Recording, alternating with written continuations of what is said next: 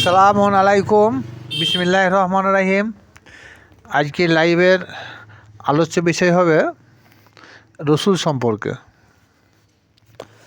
রসুল বলতে আমরা অনেকেই নবী মোহাম্মদ মুস্তাফা সাল্লাল্লাহু তাআলা আলাইহি সাল্লামকে অনেকেই জেনে থাকি, কিন্তু না, রসুলের এই আত্মা নেই। আসুন সেটা কোরআন দিয়ে আমাদেরকে প্রমাণ করাবো। রসুল মানেই বার্তাবাহক। রসুল একটা পদ, তাহলে যিনি বার্তা বহন করেন। কার বার্তা? আল্লাহ রসুলের বার্তা। আল্লাহ এবং নবীদের বার্তা যিনি বহন করেন তিনাকে রসুল বলা হয়। রসুল মানে প্রেরিত বা পাঠানো। পৃথিবীর বুকে সর্বমোট রসুলের সংখ্যা হলো 313 জন, মতান্তর 315 জন।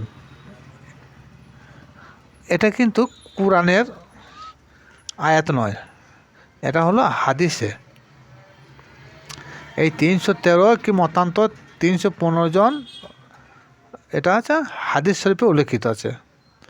এই হাদিসটার কোনো সনদ খুবই দুর্বল। সহি সনদ হাদিসে এটা প্রমাণ নয়। যেমন সূরা নিসার মধ্যে আল্লাহ বলেন 164 নম্বর আয়াত, বিসমিল্লাহির রহমানির রহিম, ওয়া রসুলান কাদ কাসাসনাহুম আলাইকা মিম কাবলু, কাসাসনাহুম আলাইকা মিন কাবলু ওয়া রসুলাল লাম নাকসুসহুম আলাইকা ওয়া কাল্লামাল্লাহু মুসা তাকলিমা।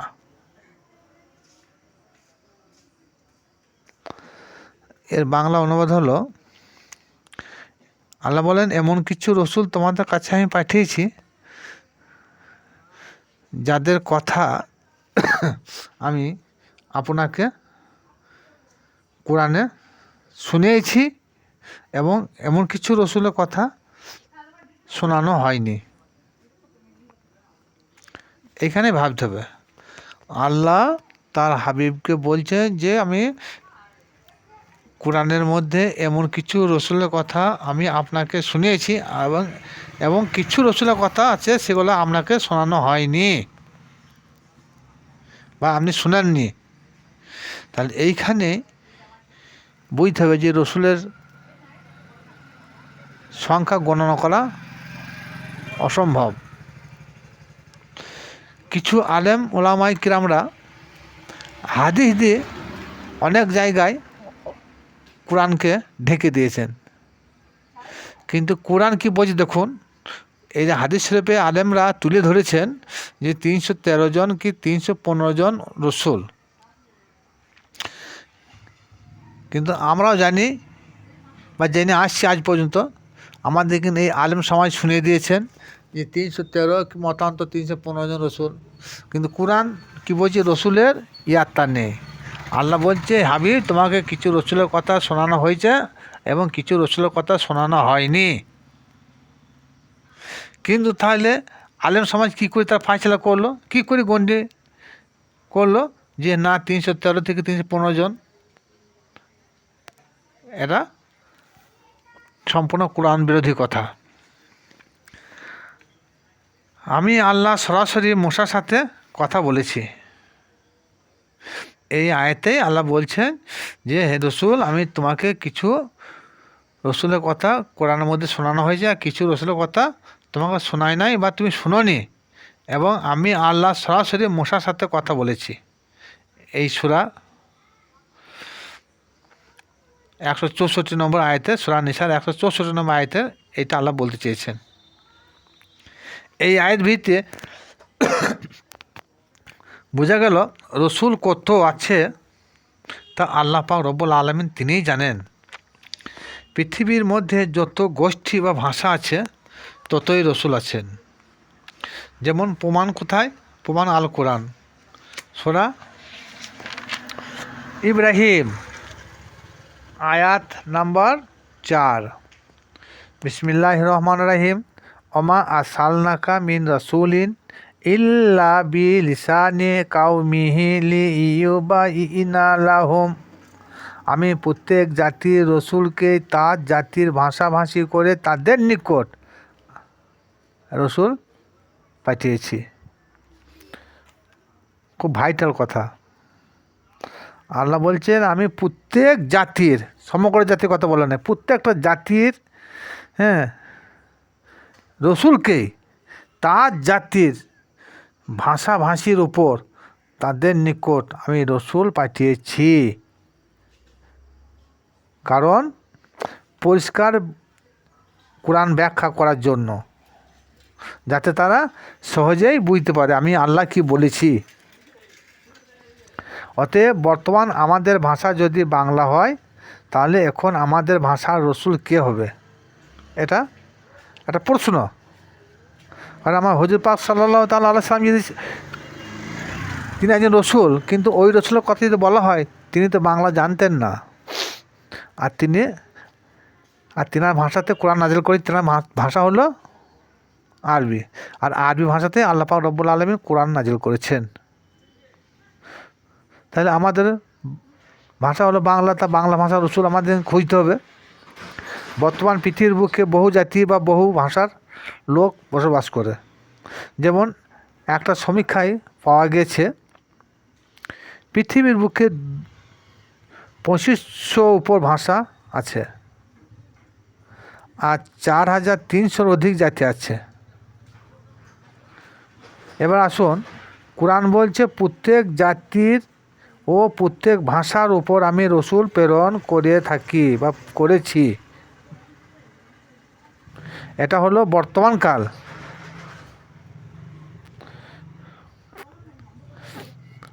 আমারও একটা বলা ভুল হলো, আল্লাহ বলছেন প্রত্যেক জাতির ভাষার উপর আমি রসুল প্রেরণ করে থাকি।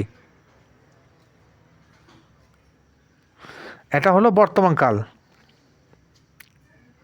করেছি বলে হয়ে গেল, শেষ হয়ে গেল, তাহলে অতীতে একদিন করেছে না, কিন্তু আল্লাহ বলছেন আমি রসুল প্রেরণ করে থাকি। এটা হলো বর্তমান কাল।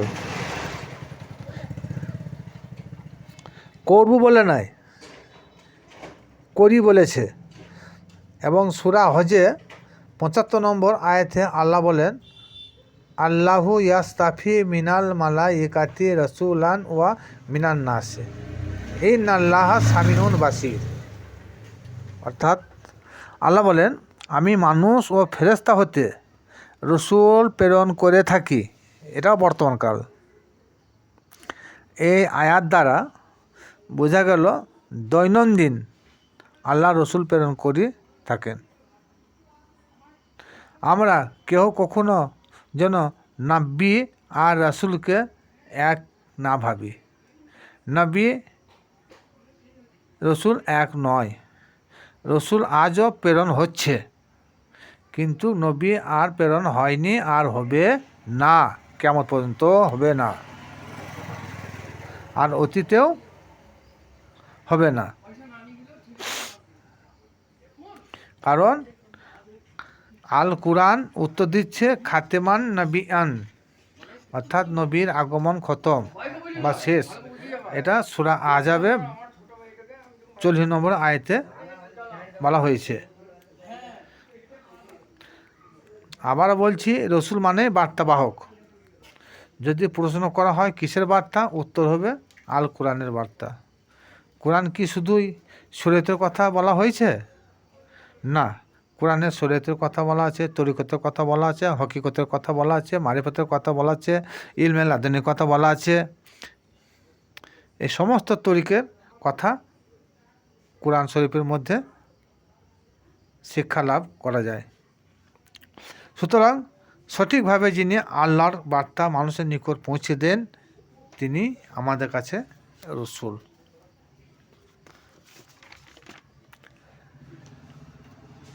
জগৎ বিখ্যাত একজন আল্লাহর ওলি, তার নাম হচ্ছে বু আলী শাহ কালান্দার রহমতুল্লাহ আলাই। তিনি বলেছেন, আমি যখন আপন মুর্শিদের হাতে বায়াত গ্রহণ করলাম, তখন মসজিদের স্রোতেই স্বয়ং আমি রসুলকেই দেখলাম। সুবহান আল্লাহ। পরক্ষণে তিনি আবার বলেন, না না, এটা রসুল নয়, আমি স্বয়ং আল্লাহকেই দেখলাম। এক কথায় বলা যায় যে যারা বায়াত গ্রহণ করে তারা আপন মুর্শিদকে রসুল রূপেই দেখেন, এবং কোরআন বলছে যে রসুলের অনুসরণ করলো সেজন্য আল্লাহরই অনুসরণ করলো। সুতরাং যারা পীরের হাতে বায়াত গ্রহণ করেছেন, আপন আপন পীরই তাদের রসুল। যদি কোনো ব্যক্তি মসজিদে গিয়ে নামাজ পড়তে শুরু করে দিয়েছে, সেই মতো অবস্থায় যদি তার রসুল তাকে ডাকে, তখন তার করণীয়টা কী? তা করণীয় হবে, কোরআন কী বলছে দেখুন। এর জবাবে অনেকে হয়তো বলে থাকবেন যে নামাজটাই হচ্ছে আমাদের মাথার তাজ, নামাজটাই আগে। রসুলের ডাকের আগে যদি কোনো ব্যক্তি আগে নামাজে গুরুত্ব দেয় বেশি, তাহলে সেটা কোরআন বিরোধী কথা হবে, এবং কোরআন বিরোধী কথা যিনি বলবেন তিনি হবেন কাফের। বিসমিল্লাহির রহমানির রহিম। ইয়া আইয়ুহাল্লাযীনা আমানু ইসতাজিবু লিল্লাহি ওয়া লির-রাসূলি ইযা দাআকুম লিমা ইউহয়িকুম। এর বাংলা অনুবাদ, হে ইমানদার বিশ্বাসীগণ, তোমরা যখন তোমাদের রসুল যখন তোমাদের ডাক দিবেন বা আহ্বান করবেন, তখন দ্রুত তেনার ডাকে সাড়া দিবেন। তাহলে আয়াতে কি বললো? যে তোমাদের রসুল যখন তোমাদের ডাক দিবে, তোমরা যে কোনো অবস্থা থাকো না কেন, সে ডাকে তোমাদের সাড়া দেওয়া কর্তব্য। তাতে তোমাদের জীবন রয়েছে। এই আয়াতের তফসির আবু সাইদ নামে একজন সাহাবী মসজিদে নামাজরত অবস্থায় ছিলেন। হুজুর পাক সাল্লাল্লাহু তাআলা আলাইহি সাল্লাম আপন চোখে দেখলেন। দেখা সত্ত্বেও তিনি আবু সাইদকে নাম ধরে ডাকলেন, হে আবু সাইদ। সাড়া দেন নাই। পরপর 3 বার ডেকেছেন, কিন্তু সাড়া দেয় নাই। কেন? তিনি তো নামাজে দাঁড়িয়ে গেছেন। নামাজ শেষে তিনি হুজুরের কাছে গেলেন, ইয়া রাসূলুল্লাহ, ইয়া হাবিবাল্লাহ, আপনি আমায় ডেকেছিলেন? হুজুর বলেন, আমি তো তোমাকে এখন আর ডাকি নাই, যখন ডেকেছিলাম তখন তুমি আমাকে সাড়া দাও নাই। ইয়া রাসূলুল্লাহ, আমি তখন নামাজে ছিলাম,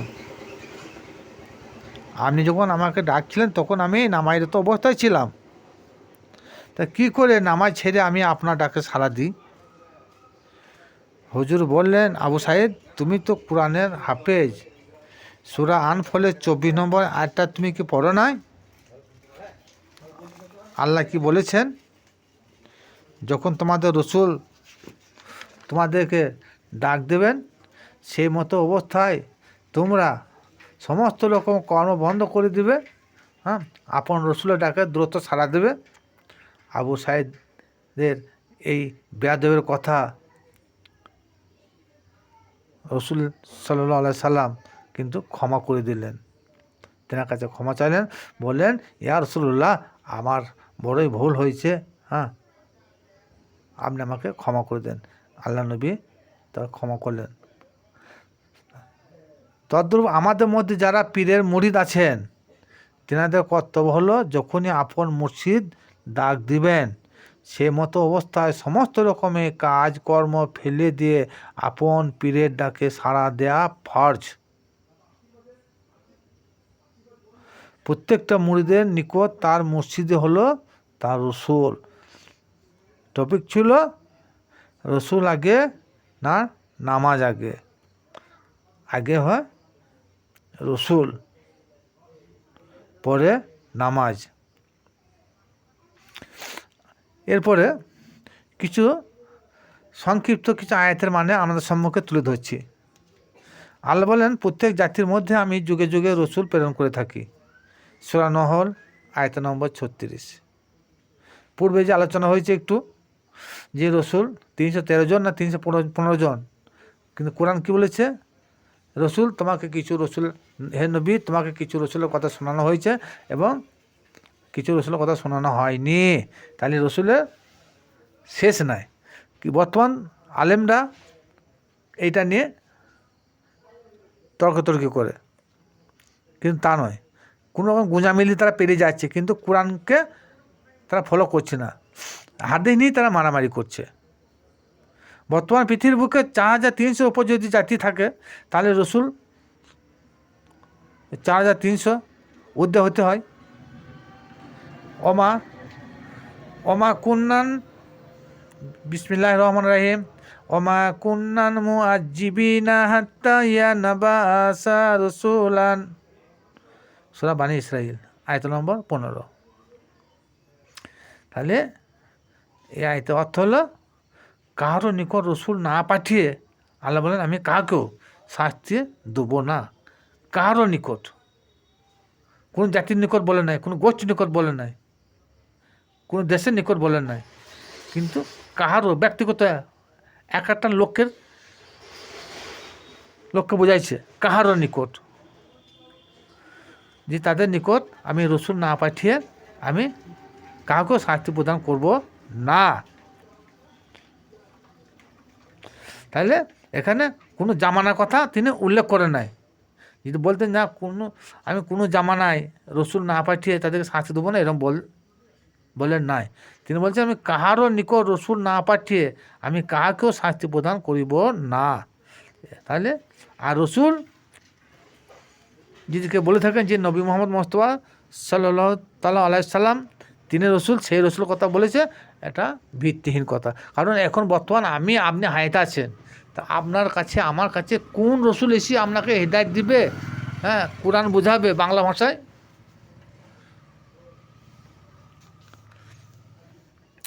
জামানা আর নিকট এক নয়, কারণ বলেছে কাহারও নিকট বলেছে, তাহলে জামানা আর নিকট একই নয়। যদি জামানার কথা উল্লেখ থাকতো তাহলে জানতাম হযরত মুহাম্মদ মুস্তাফা সাল্লাল্লাহু তাআলা আলাইহি সাল্লাম এই আখিরি জামানার তিনি রসুল। তা নয়, রসুল তো নিকটেই নাই।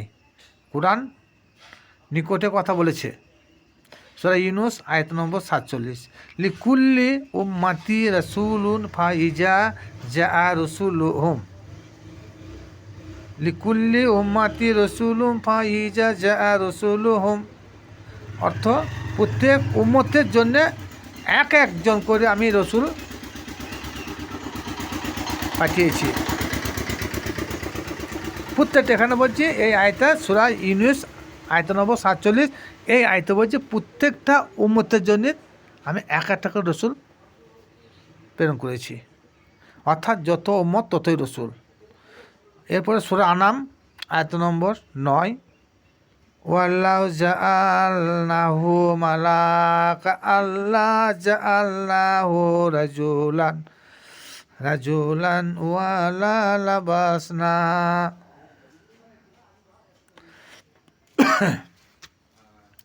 এই সূরা আনাম আয়াত নম্বর 9, এই আয়াতে আল্লাহ বলতে চাইছেন যখন কোনো ফেরেশতাকে রসুল করে আমি পাঠাতাম তখন তাকে আমি মানব রূপে পাঠাইতাম। তাহলে এখান থেকে বুঝতে হবে যে রসুলের কোনো ইয়াত্তা নাই। ভিডিওটা দেখে যদি ভালো লাগে তাহলে শেয়ার করবেন, এবং যদি কিছু আমাদের চোখের সামনে ভুল বুঝেন কমেন্টে জানাবেন, চেষ্টা করব ভুল শুধরাবার। আর এর ধরনের কোরআন হতে নিত্য নতুন ভিডিও পেতে আপনারা সাবস্ক্রাইব করবেন।